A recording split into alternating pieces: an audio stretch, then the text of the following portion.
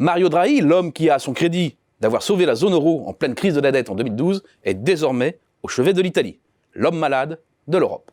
Le déclin démographique du pays fait partie intégrante de l'équation qu'il aura à résoudre, car l'Italie se dépeuple et a perdu plus d'1 million d'habitants depuis 2014.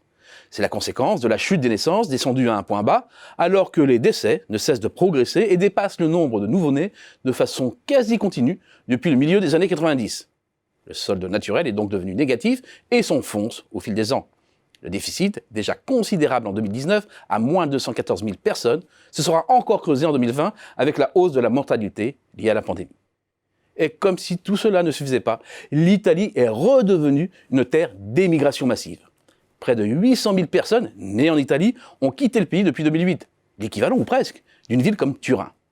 Une perte en capital humain d'autant plus importante que ce sont des jeunes adultes, un partant sur deux environ à entre 20 et 39 ans, avec un niveau de qualification élevé, qui quittent le pays. Bilan, l'arrivée d'immigrés ne suffit plus et le nombre des 15-64 ans, c'est-à-dire la force de travail mobilisable pour créer de la richesse, diminue et se situe au plus bas depuis les débuts des années 90. Toutes les difficultés de l'Italie ne se résument cependant pas à un problème de démographie.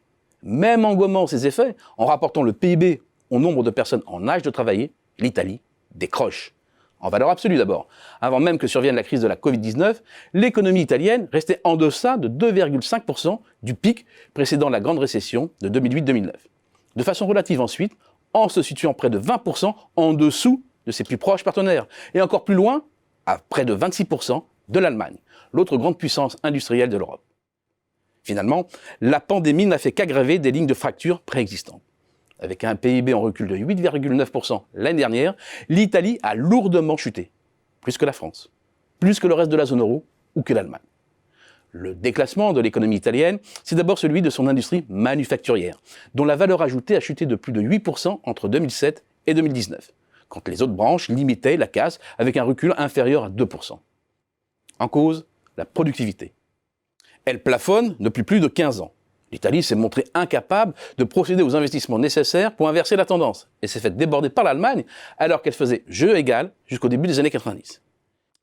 Si les dévaluations à répétition de la lire ont longtemps été une arme de compétitivité, l'entrée dans l'euro a mis fin au cycle inflation-dévaluation qui combinait le pouvoir d'achat et la compétitivité.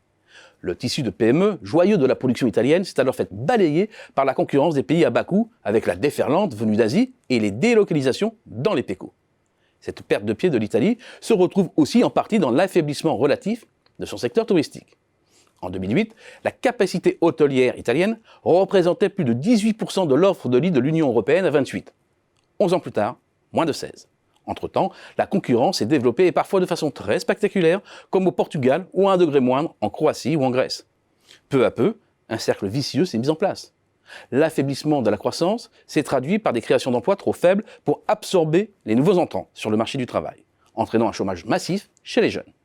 Depuis 1995, 29,3% des jeunes Italiens de moins de 25 ans se trouvant sur le marché du travail sont sans emploi. C'est 10 points de plus que la moyenne de la zone euro. L'impact est double. Certains vont chercher ailleurs la prospérité, pour d'autres, le départ du domicile familial est retardé et l'âge des parents pour le premier enfant s'élève, ce qui a une incidence directe sur la dynamique démographique. La croissance potentielle du pays se retrouve réduite, la possibilité d'amélioration du marché du travail aussi. La fuite de sa jeune élite se poursuit, etc. Et l'Italie détient néanmoins au moins 3 atouts.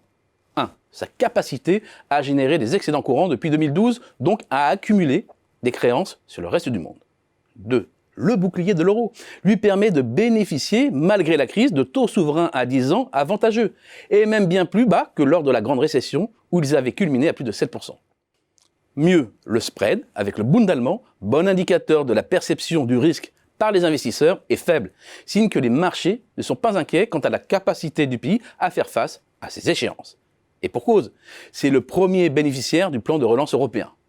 Malgré tout, le chemin du redressement s'annonce tortueux. Et il faudra bien un Super Mario pour relancer une économie aux fondamentaux si fragilisés.